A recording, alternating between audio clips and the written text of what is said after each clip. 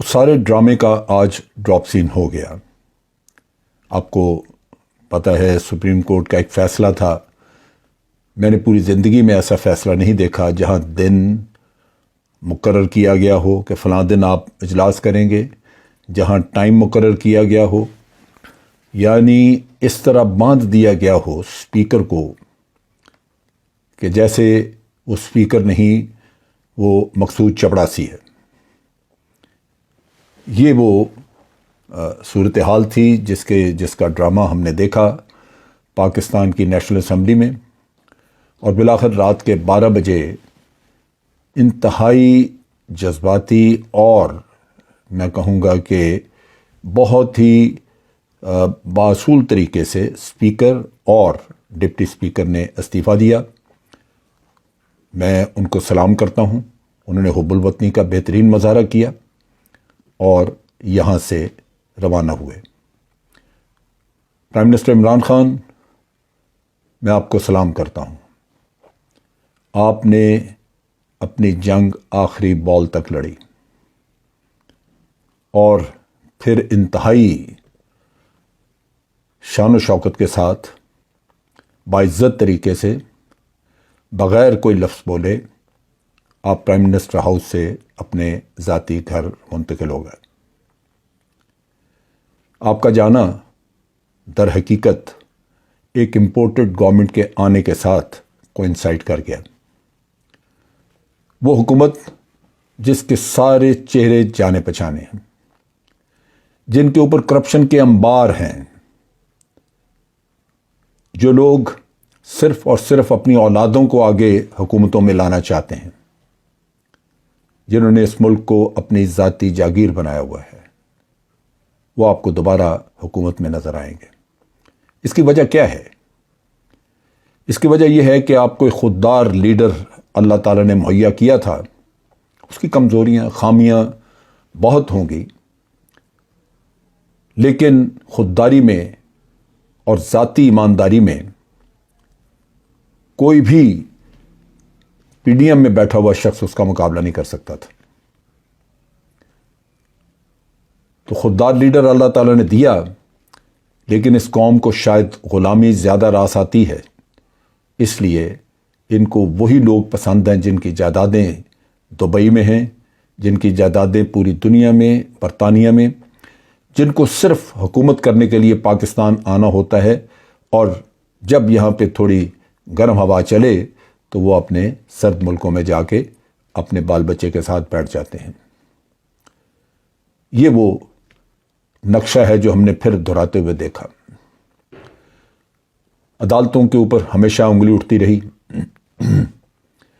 کس اجلت سے چھٹی والے دن عدالتیں لگائی گئیں؟ لوگ ہم سے پوچھتے ہیں کہ عدالتیں کدھر ہیں؟ جب عزیر بلوچ کا کیس ہونا ہو، جب ناظم جوکھیوں کا کیس سننا ہو، جب ماڈل ٹاؤن کے 16 لوگ جو مارے گئے، قتل کیے گئے، ان کے کیس سننے ہوں، یوں لگتا ہے کہ یہ جو ٹولہ جس کو حکومت میں لایا گیا ہے، یہ خاص مقصد کے لیے لایا گیا ہے، اور سب اس کاروان کے سواری نظر آتے ہیں، اس کاروان کے ساتھی نظر آتے ہیں۔ کیا عدالتیں، کیا ادارے! یہ وہ المیہ ہے جو آج رونما ہوا۔ پاکستان کے عوام کس حد تک محبت کرتے ہیں اپنے لیڈر سے، جس کو ایک سازش کے تحت زبردستی نکالا گیا، جس میں کہ منحرف خریدے ہوئے لوگ جو کل طاقت کے ایوانوں میں آپ کو دندناتے نظر آئیں گے۔ یہ مقدر ہے آپ کے ملک کا؟ کدھر ہے پاکستان کے عوام جو ان کو الیکٹ کر کے بھیجتے ہیں؟ کبھی ہم نے اپنے گریبانوں میں جھانک کے دیکھا ہے کہ کیا غلاظت ہم اپنی اسمبلی کے اندر بھیجتے ہیں، جس کا نتیجہ آج آپ نے دیکھا۔ اگر یہ ملک سنوارنا ہے تو عوام کو بھی اپنا شعور بیدار کرنا ہوگا۔ آج پاکستان میں اس قوم کو یکجہتی کی ضرورت ہے۔ آج پاکستان کے دشمن باہر سے دیکھ کے آپ کو خوش ہو رہے ہوں گے، جنہوں نے اس کام پہ باہر بیٹھ کے محنت کی، انویسٹمنٹ کی، آج وہ خوش ہوں گے کہ ان کی انویسٹمنٹ رنگ لائی۔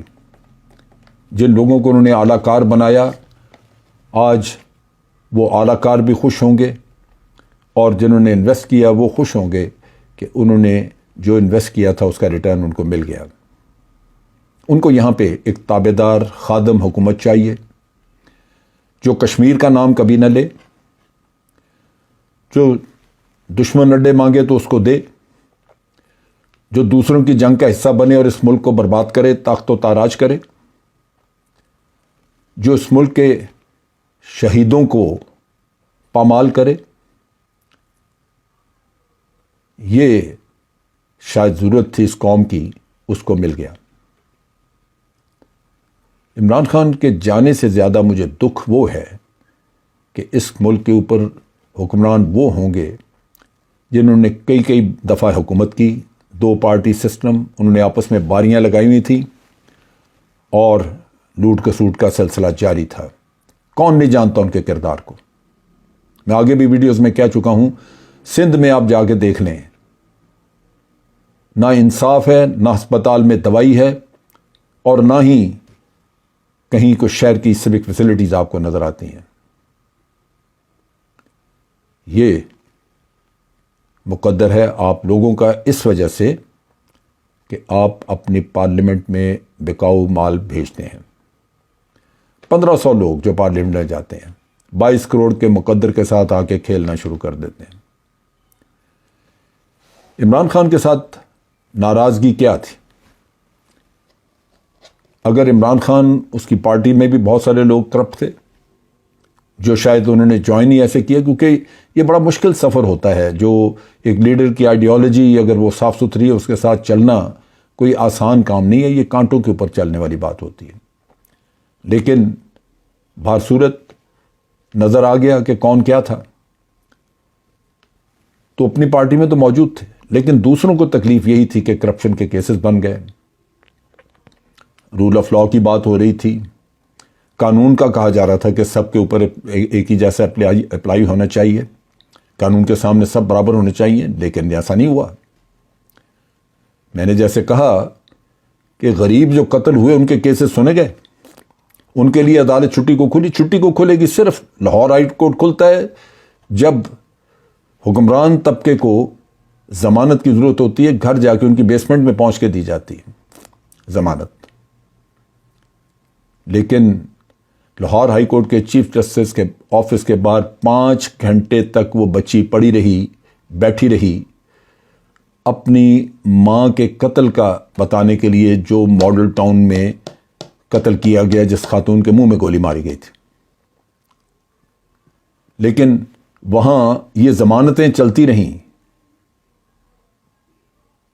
پرانے حکمرانوں کی اور دوسروں کی، لیکن وہ بچی جو ہے وہ چیف جسٹس کو نہیں مل سکی۔ ہم جس دور سے گزر رہے ہیں یہ انتہائی تکلیف دہ دور ہے۔ میں نے کبھی سوچا نہیں تھا کہ پاکستان میں ہماری سیاست گرتے گرتے اس گہرائی میں آ جائے گی جو آج ہم نے دیکھی۔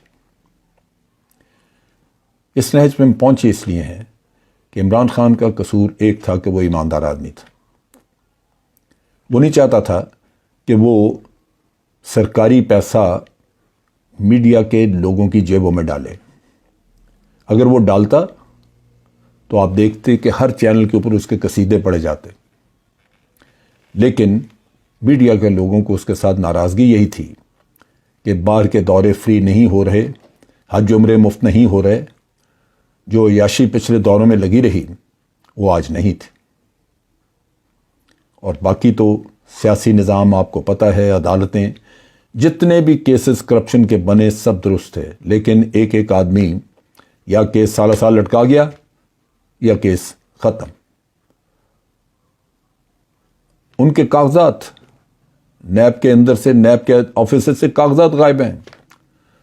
نیب کا قانون کہتا ہے کہ کیس صرف غالباً مہینے یا 2 مہینے، بڑی تھوڑی مدت ہے جس میں فیصلہ کرنا ہوتا ہے، لیکن 10 سال سے پڑے ہوئے ہیں، کیونکہ اثر رسوخ والے لوگ ہیں جن کے کیسز ہیں، اور نیب انتظار کرتا ہے کہ حکومت بدلے تو پھر ان کو کیسز ختم کرائے جائیں۔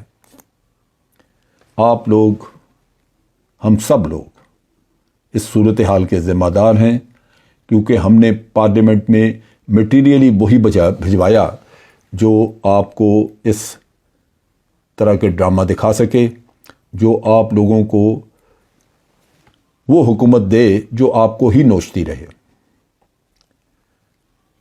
وقت آئے گا جب اس سازش کے پیچھے تمام ہاتھ باہر منظر عام پہ لائے جائیں گے۔